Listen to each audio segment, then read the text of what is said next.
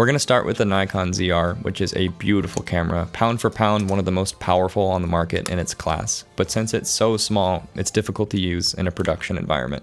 It also has a fantastic monitor, but still maybe not quite big enough for certain productions, and of course has mirrorless ergonomics. The typical place to start would be to buy a cage and install it on the camera, but again, that's pretty specific, and I honestly don't really like cages on smaller cameras. There just isn't enough room for peripherals and the balance is always off. Plus, I'm not a huge fan of hanging a ton of weight on a cage that is bolted to the camera body itself.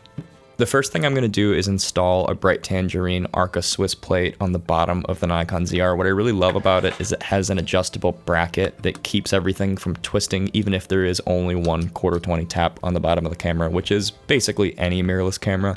I'll install the camera on an Arca Swiss adapter, and then on the bottom of the adapter, bolt on Bright Tangerine's universal Dovetail, which is essentially a really nice Manfrotto plate on the bottom of the camera, and it will allow it to pop on and off the rest of the rig, which is then grounded by the Bright Tangerine Create baseplate. Bright Tangerine makes really high-end camera rigging, so I haven't always considered them in the past when on a budget, but I was really pleasantly surprised to see how aggressively priced their new Create ecosystem is. The build quality is what we would usually expect. Everything is really well designed, tolerances are incredibly tight, and on a shoot day, the rigging disappears, does its job perfectly without fuss, loosening, or creaking. I've become a pretty big fan, and most of the universal rig will be Bright Tangerine parts because of it.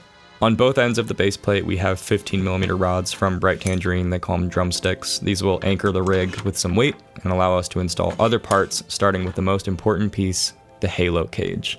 It's more or less exactly as the name suggests, a halo that surrounds the lens of the camera secured with 15mm rods. Instead of bolting stuff to the camera, we'll install it here, which is simpler. It makes it easier to install and uninstall the camera. It will protect the camera body better, give more of a stable basis for attachments, and introduce a ton of real estate for attachments. I like to pull the camera as close to the halo as possible so everything's nice and tight. Then we'll throw on our top handle, which is part of the same ecosystem from Bright Tangerine. The more weight we add, the more important it will be to have proper places to grip the rig, so a top handle is essential. In a lot of cases, I might stop here.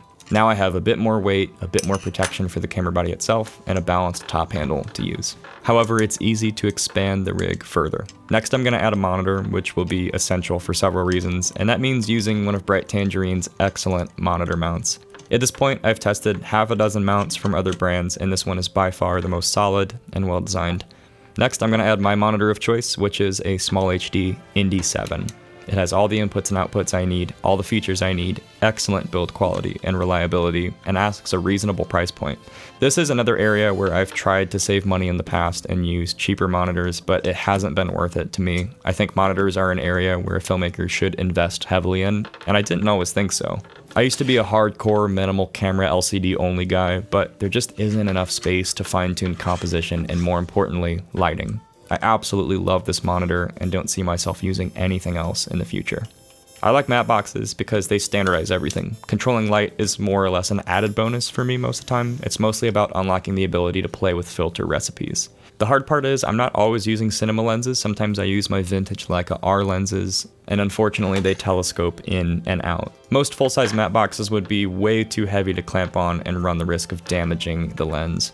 Another solution would be a flexible rubber or cloth donut that moves with the lens. That would certainly work, but since my lenses are so small in the first place, it cuts down on space even more. The best solution I've found is Bright Tangerine's Misfit Atom Mattebox, which weighs nothing, especially with the sunshade removed. I clamp it directly on the lens, and then I'm able to throw up to 2 filters of my choice in the clamp system. I'm always using a half black satin, and I reserve the other slot for an ND filter if needed. I can then add a V-mount plate and a brick battery to the back of the camera, which will allow us to power everything universally and introduce some weight to the back of the rig. With the monitor and Mattebox installed, the rig is really well balanced already, but I want to add a couple nice to haves. First, I'm going to install some top handle extensions to the top handle, which will add surface area as well as space for further attachments if needed. Then I'm going to throw on a rosette adapter to the side of the cage, put on an extension arm, and install a KASBAH handle. These are a bit pricey, but they are really nice. Last but not least, I'm going to install power from the V-mount battery to run to both the camera through USB-C and the monitor via DC, and then run HDMI from the camera to the monitor. And then we're about done with the full-size rig. I'm always using some variation of this. Sometimes it's only the top handle, sometimes the monitor and no top handle, sometimes it's the full setup. I've tried designing rigs for smaller cameras like this before, but this is the first time I could ever actually see myself bringing this on set and just not worrying about it all day. I'm starting to get really familiar with the system itself, and it feels familiar and comfortable no matter what camera is living inside of it. I've even taken the halo cage off and installed it on my Ursa to add more attachment points.